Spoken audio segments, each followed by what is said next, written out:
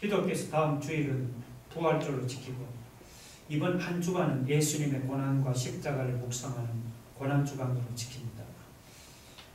십자가에 대한 우리의 감격이 식지 않고 있다면 아마도 어느 주일보다 감격스럽고 은혜로운 고난주간이 될 수 있을 것입니다. 그런데 고난주간이라고 해도 관심이 없고 예수님의 십자가라고 해도 마음에 와닿지 않는 답답한 신자들이 들어있습니다. 이것은 아무래도 치료를 받아야 할 병이라고 생각합니다. 왜 그런가 하면 그게 다 마음이 굳어서 그렇기 때문입니다. 고난주간을 맞아서 오늘 저는 십자가를 이해하지 못하는 베드로를 놓고 이 문제를 한번 생각해 보고자 합니다. 먼저 본문에는 베드로의 양면성이 나타납니다. 예수님이 제자들에게 너희는 나를 누구라 하느냐고 물을 때 베드로가 주는 그리스도요 살아계신 하나님의 아들이라고 대답을 했습니다. 그리스도는 메시아요 구원자라는 뜻입니다. 하나님의 아들은 예수님이 하나님이라는 말입니다. 예수님이 메시아요 하나님의 아들이라는 것은 엄청난 고백입니다. 베드로가 이 고백을 하자 예수님은 바요나 시몬아 내가 복이 있도다면서 베드로를 크게 칭찬했습니다. 예수님이 베드로를 칭찬하신 것은 대답을 잘했다는 뜻도 있지만 그보다 더 깊은 뜻이 있습니다. 그것은 베드로가 예수님을 그리스도로 하나님으로 알아서 고백한 것이 아니라 베드로 안에 하는 성령 하나님 가르쳐 주셔서 고백한 것이라는 말입니다. 예수님의 말씀은 세상에 많고 많은 사람들 중에서 성령이 특별히 너희에게 임하사 너희의 마음을 감동시켰어. 초라한 모습을 하고 있는 나를 보고 하나님의 아들이라고 고백하고 메시아라고 고백하는 은혜를 받은 것이 얼마나 복이 있느냐는 말입니다. 우리가 예수님을 나의 하나님과 나의 구주로 고백하는 것은 엄청난 사건입니다. 왜냐하면 그것은 내가 알아서 하는 대답이 아니기 때문입니다. 누가 내 안에서 가르쳐 주신 것입니다. 내 안에 계시는 성령 하나님이 은혜를 주셔서 믿게 하고 시인하게 한 것입니다. 그러므로 복이 있는 사람입니다. 성령이 내게 은혜를 주셔서 예수님을 하나님의 아들로 메시아로 알고 믿고 고백하게 된 것이 내 생애에서 최고로 복이 있는 날입니다. 할렐루야.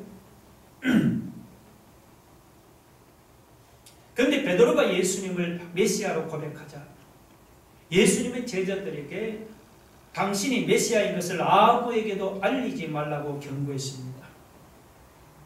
그 대신 이때로부터 예수님은 제자들에게 자기가 예루살렘에 올라가서 장로들과 대제사장들과 서기관들에게 많은 고난을 받고 죽임을 당하고 제3일에 살아나야 할 것을 비로소 말씀했습니다.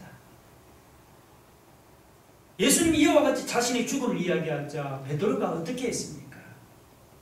자기도 예수님을 따라서 십자가의 길을 걸어가겠다고 했습니까? 아니죠. 20절을 보세요. 22절. 베드로가 예수를 붙들고 항변하여 이르되 주여 그리하지 마옵소서. 이 일이 결코 주께 미치지 아니하리이다. 주여 그리하지 마옵소서. 이 일이 결코 주께 미치지 아니하리이다. 베드로는 예수님을 붙들고 주여 그리하지 마옵소서라고 항변했습니다. 베드로가 예수님이 메시아라는 사실을 확인하고 난부터는 그의 마음에 큰 꿈이 생겼습니다. 예수님이 메시아가 되면은 자기도 한 자리 차지하겠다는 큰 꿈입니다. 그 꿈을 자기만 알고 흥분하는데 갑자기 예수님이 십자가에 죽는다고 하니까 청천벽력이죠. 자기도 모르는 사이에 예수님을 붙들고 막았습니다. 주여, 절대로 그러면 안 됩니다. 베드로의 눈에는 예수님이 굉장히 어리석어 보였습니다. 아니 세상의 메시아가 자기 발로 걸어서 예루살렘에 갔어요. 십자가에 못 박혀 죽을 이유가 무엇이냐는 것입니다. 그래서 베드로는 예수를 붙들고 그런 어리석은 짓을 하면 안 된다고 항변했습니다. 베드로는 예수님을 이해한다는 생각에서 이렇게 했는데 주님은 어떻게 했습니까? 주님은 베드로를 보고 사탄아 내 뒤로 물러가라. 너는 하나님의 일을 생각지 않고 사람의 일을 생각한다고 책망했습니다. 예수님이 세상에 계실 때는 어떤 사람을 사탄이라고 책망한 적이 베드로 말고는 한 번도 없었습니다. 바리새인이나 서기관들을 독사의 자식들이라고 욕은 했지만 사탄이라고 책망하지는 않았습니다. 그런데 베드로는 지금 사정없이 사탄이라고 책망했습니다. 사탄이라는 의미는 거역한다는 뜻입니다. 무엇을 거역합니까? 하나님의 뜻을 거역하고 자기 마음대로 하는 것이 바로 사탄입니다. 예수님으로부터 칭찬받던 베드로가 하나님의 뜻을 모르고 자기 뜻대로 설치하다가 한순간에 사탄이 되고 말았습니다. 베드로처럼 사탄의 도구가 안 되기를 원합니까? 그러면은 자기 뜻을 내려놓으시고 하나님의 뜻에 온전히 순종하기를 주의 이름으로 축원합니다.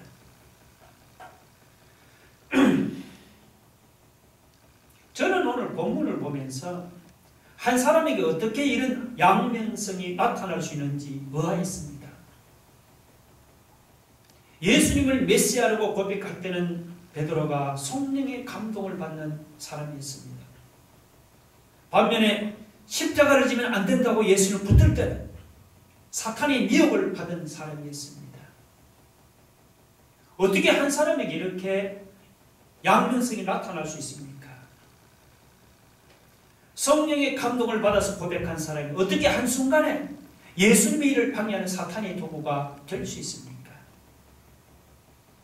여러분, 예수님의 십자가를 깊이 이해하지 못하는 사람에게는 이런 일이 일어날 수 있습니다. 이것이 오늘 우리가 기억해야 할 중요한 메시지입니다.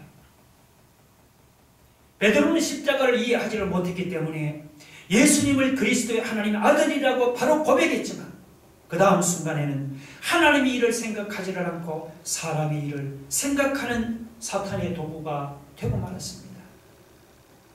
십자가의 진리를 깨닫지 못하는 사람, 십자가의 사랑을 맛보지 못한 사람, 십자가의 감격이 가슴속에 없는 사람이 입으로만 예수를 고백하고 교회를 다니고 성경을 잘 아는 것 때문에 집사가 되고 장로가 되고 교회 중직이 되는 것만큼 우려되는 일도 없습니다. 그런 사람은 성령의 사람으로 쓰임받을 때가 있는가 하면은 사탄의 도구가 될 수 있는 가능성을 충분히 가지고 있는 사람이기 때문에 그렇습니다. 십자가의 은혜를 깨닫는 것은 너무도 중요합니다. 교회를 위해서도 중요하지만 자기 자신을 위해서도 중요합니다. 정말로 신앙생활을 바르게 하기를 원합니까? 중간에 변질되는 일이 없이 일평생 변함없이 예수님을 따라가기를 원하십니까? 그러면 십자가의 은혜가 나를 위한 것임을 깨닫고 그 은혜에 깊이 감격하기를 바랍니다. 그런데 안타깝게도 베드로는 십자가를 이해하지를 못했습니다.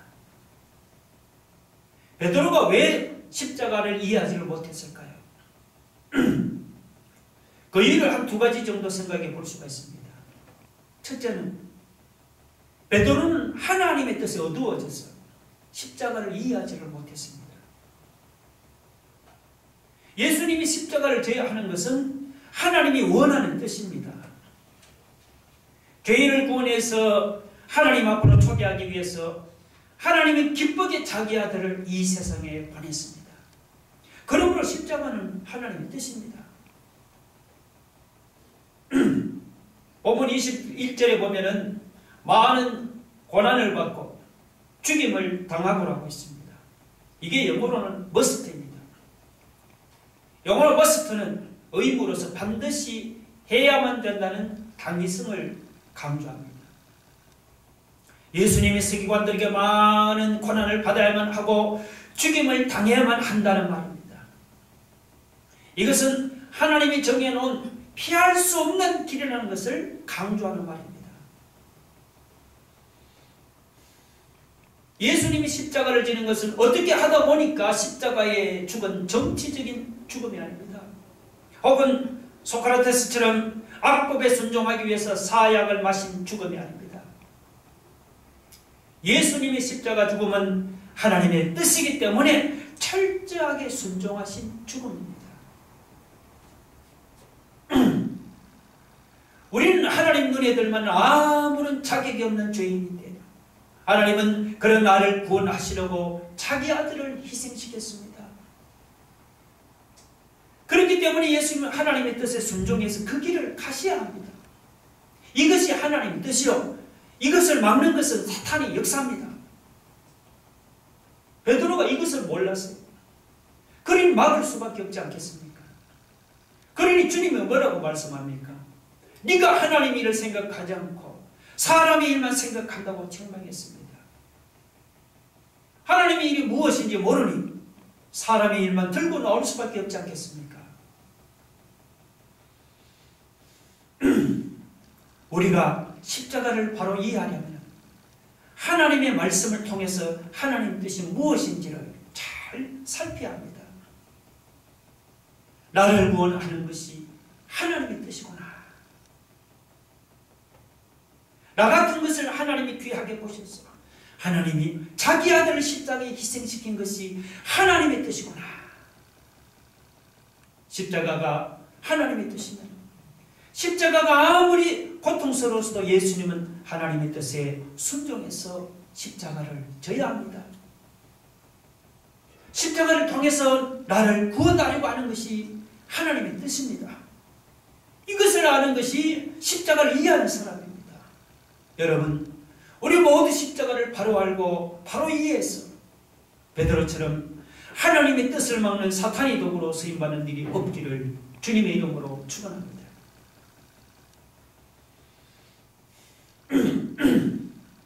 둘째, 베드로는 주님의 십자가가 자기 죄와 관계되는 줄을 몰랐습니다.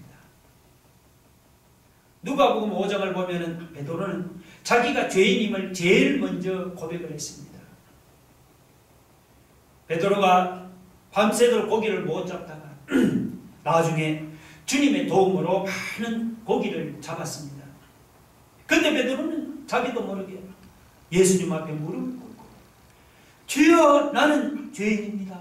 나를 떠나소서라고 고백했습니다. 그것을 보면 베드로가 자기 죄를 인식한 것 같이 보입니다. 그런데 예수님이 자기 죄 때문에 십자가를 진다는 것을 모르니 아직도 베드로는 자기 죄에 대해서 눈이 열려있지를 않았습니다. 베드로는 자기 죄는 하나님의 아들을 희생시키지 않으면 용서받지 못한다는 사실을 알았다면 십자가를 지겠다는 예수님을 만류하지를 않았을 것입니다. 예수님이 자기를 위해 십자가를 지겠다는 것을 몰랐으니 베드로는 자기 죄가 무엇인지 아직도 깊이 모르는 사람이었습니다. 주여, 나를 떠나소서, 나는 죄인으로서이다 할 때는 분위기에 끌려서 고백한 것이지 정말 깊은 죄의식에서 나온 것이 아니었습니다. 지금도 교회 안에 그런 사람들이 있습니다.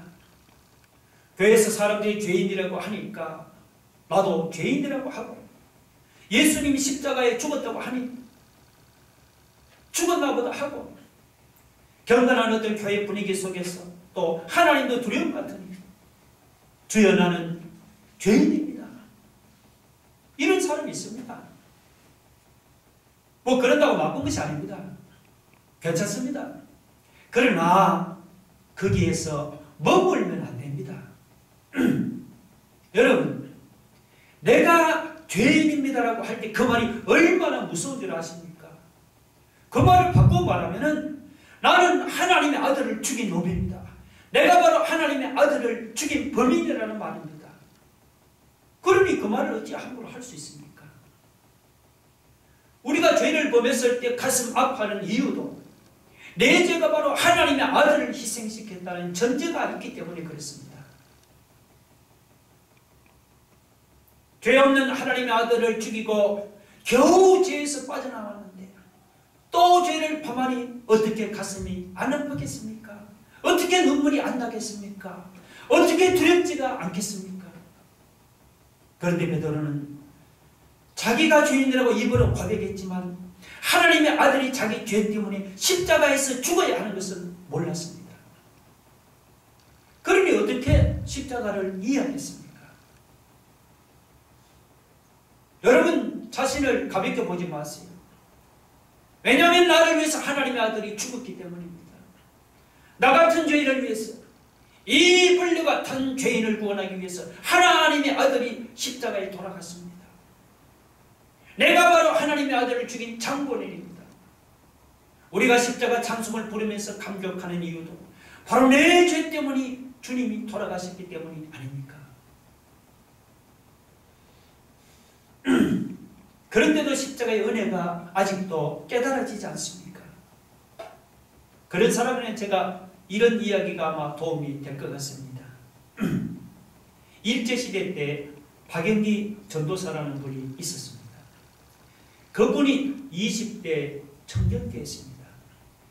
장로님 아들이고 그리고 주일학교 교사도 하면서 겉으로 예수님을 잘 믿는 것 같았지만 실제로는 예수님과 상관없이 사는 문제 많은 청년이었습니다.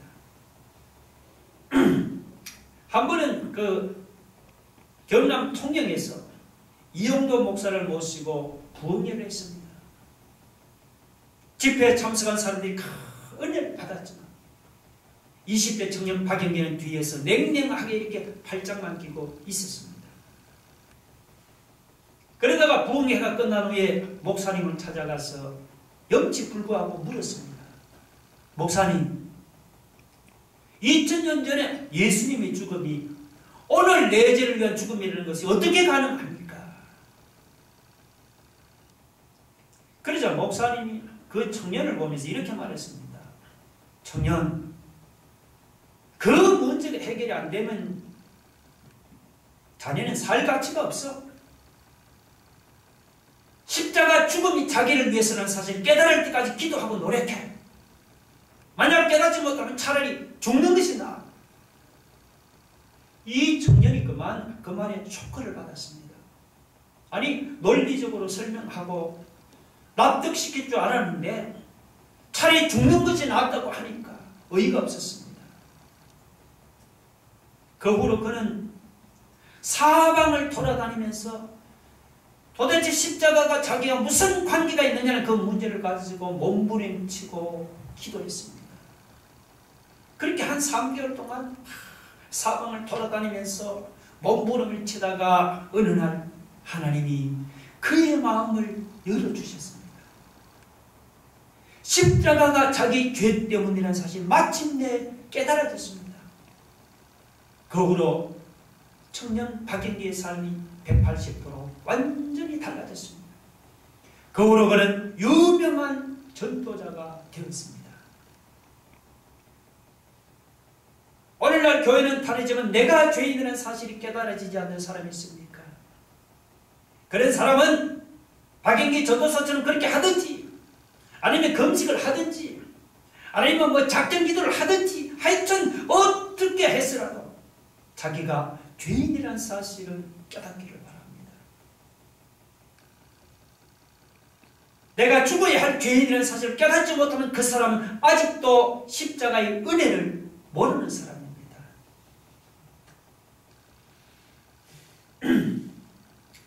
베드로가 어떤 면에서는 한심한 면이 있었지만 그래도 예수님은 베드로를 포기하지를 않았습니다. 왜냐하면 비록 베드로가 지금은 깨닫지 못해도 성령이 강하게 역사하면 십자가를 분명히 감격할 것이고 그 사랑에 녹아질 것이고 드디어 예수님이 십자가와 부활을 증거하는 예수님의 제자가 될 것을 예수님이 알고 있었기 때문입니다. 여러분, 우리도 마찬가지입니다. 오늘 우리 중에도 혹시 십자가의 은혜가 깨달아지지 않는 사람이 있습니까? 나는 머리로만 십자가를 알고 있을 뿐이지 내 마음은 뜨겁지가 않아. 솔직히 나는 십자가를 생각하고 감격해 본 적도 없고 눈물을 흘린 적도 없어. 이렇게 생각하는 사람이 있습니까? 그래도 예수님이 여러분을 절대로 포기하지를 않으십니다. 왜 그런 줄 아십니까? 그는 지금도 비록 십자가의 은혜가 깨달아지지 않지만 언젠가 성령이 여러분의 마음의 문을 열어주시기 때문입니다. 성령이 여러분의 닫힌 마음을 열어주시면 지금은 깨달아지지 않던 십자가의 은혜가 깨달아집니다.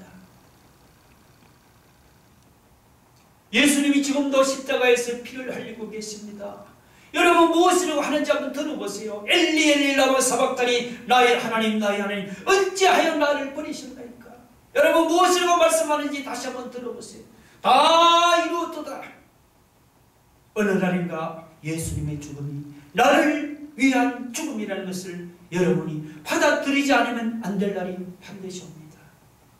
왜냐하면 성령께서 여러분을 절대로 포기하지를 않고 기다리기 때문입니다. 그래서 여러분에게 고백합니다. 고난주간이라서가 아니라 매일 하나님의 말씀을 읽으세요.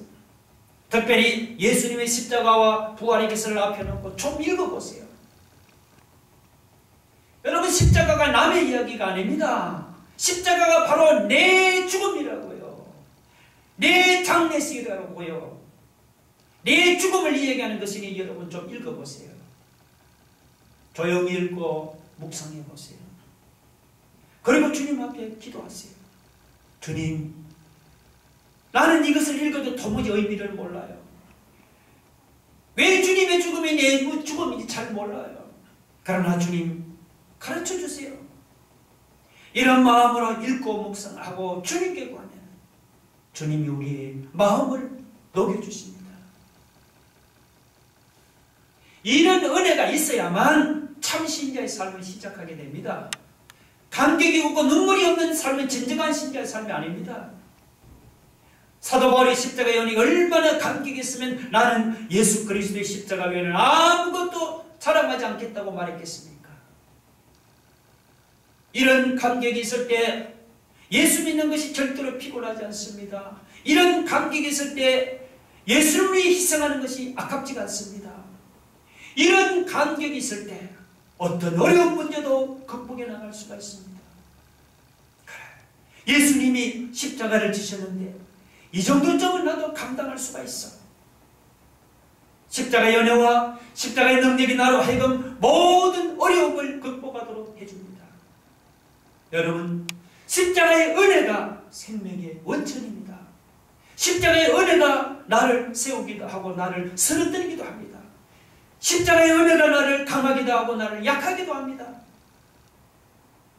여러분에게 이와 같은 십자가의 능력이 체험되는 그날부터라야 정말 주님이 기뻐하시는 성령의 사람이 될 수 있습니다. 그렇지 않으면 내가 사탄의 도구가 될지 모릅니다. 오늘 우리 중에도 십자가의 은혜가 이해되지 않고 깨달아지지 않는 사람이 있습니까? 그런 사람이 있으면 성령이 마음문을 열어주시기를 바랍니다.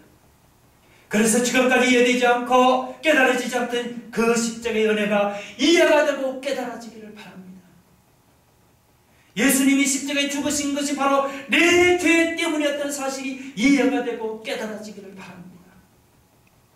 이제부터는 십자가의 은혜를 깨닫고 십자가의 은혜에 감격해서 주님이 걸어가신 십자가의 길을 우리도 기쁨으로 따라갈 수 있기를 주님의 이름으로 축원합니다. 다 같이 눈을 감고 가슴에 두 손을 모으겠습니다. 여러분, 십자가를 통해서 나를 구원하는 것이 하나님의 뜻입니다. 베드로는 그 하나님 뜻에 어두워서 십자가를 이해하지 못하고 사탄의 도구가 되고 말았습니다. 베드로는 그 십자가가 자기 죄와 관계되는 줄을 몰랐습니다.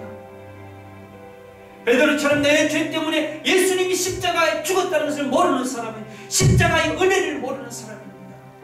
그러나 성령이 마음의 문을 열어주시면 깨달아지지 않던 십자가의 은혜가 깨달아집니다. 이번 고난주간을 맞아서 예수 그리스도의 십자가가 바로 내 죄 때문에 된 이 사실이 더 깊이 깨달아지고 더 깊이 이해되기를 바랍니다. 그래서 십자가의 은혜를 깨닫고 감격해서 주님이 걸어가신 그 십자가의 길을 우리도 따라가게 해달라면 한번 다 같이 한번 통성으로 기도하겠습니다. 오 하나님, 할렐루야. 오늘 고난주간 아침에 예수님의 십자가를 한번 깊이 묵상해 보았습니다. 십자가를 통해서 나를 구원하는 것이 하나님의 뜻이었습니다. 하나님, 그런데 베드로는 그 하나님 뜻이 어두워서 그는 십자가를 이해하지를 못하고 사탄의 도구가 되고 말았습니다. 베드로는 그 십자가가 자기 죄와 관계되는 돈을 몰랐습니다. 하나님 아버지, 베드로처럼 내 죄 때문에 예수님이 십자가에 죽었다는 것을 모르는 사람은 십자가의 은혜를 아직 모르는 사람입니다. 하나님, 이 고난주간 아침 우리가 예수 그리스도의 십자가를 묵상합니다. 성령 하나님께서 우리의 마음을 열어주셔서 깨달아지지 않는 그 십자가의 은혜가 깨달아지게 하시고 예수님이 십자가 죽으심이 바로 내 죄 때문에 된 사실이 더 깊이 깨달아지고 더 깊이 이해하게 되었습니다. 하나님, 우리가 그 십자가를 깨닫고 감격해서 남은 생애를 예수님 그려가신 그 십자가의 길을 우리도 기쁨으로 그 길을 따라갈 수 있는 우리 세상을 위해 믿음의 성도들 되게 하여 주시옵소서. 감사하며 예수님 이름으로 기도 올려옵나이다. 아멘. 지금은 우리를 위하여 피 흘려 돌아가신 예수 그리스도의 은혜와 하나님 아버지의 크고 놀라우신 사랑과 성령의 감화 감동으로 충만하신 역사가 오늘 이 고난주간 아침에 주님의 십자가를 묵상하고 그 주님의 십자가 죽으심이 바로 내 죄 때문에 있던 사실을 깨닫고 그 십자가 안에 감격해서 남은 생에 주님을 위해 살아가기를 결단 다짐하는 우리 새하늘교회 모든 성도들에게 지금부터 영원토록 함께 있을지어다. 아멘.